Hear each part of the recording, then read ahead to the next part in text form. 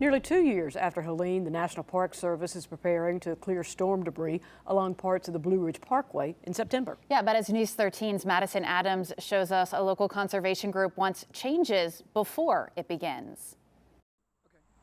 The National Park Service says fallen trees like this one make great fuel for a wildfire, and that's why they're going to start removing them.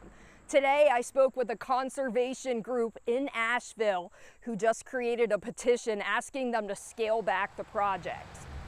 In September, the National Park Service plans to start removing 900 acres of fallen trees and debris that could start a wildfire along the Blue Ridge Parkway.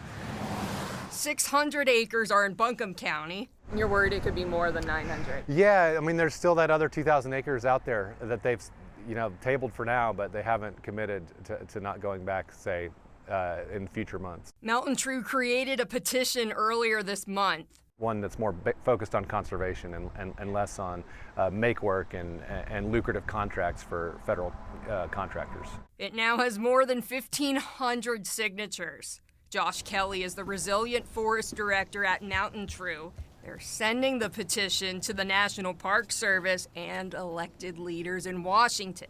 If it's done with bulldozers and heavy equipment, you're talking about increased flooding and landslide risk. The group wants the Park Service to limit the work to within about 100 to 200 feet of homes. There are super important public benefits to the Blue Ridge Parkway. Not only clean air, clean water, and recreation, but wildlife habitat for cerulean warbler, rare and endangered bats. The National Park Service says it's working with several state agencies, subject matter experts, and doing archaeological surveys to protect wildlife and plants. Also using helicopters in steep areas where heavy machinery can't operate.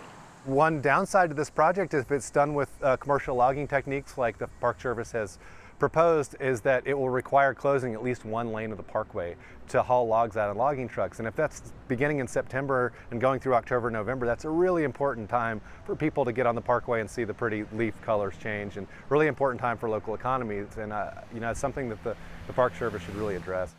On the ground work is going to begin in September. Reporting on the Blue Ridge Parkway, Madison Adams, News 13.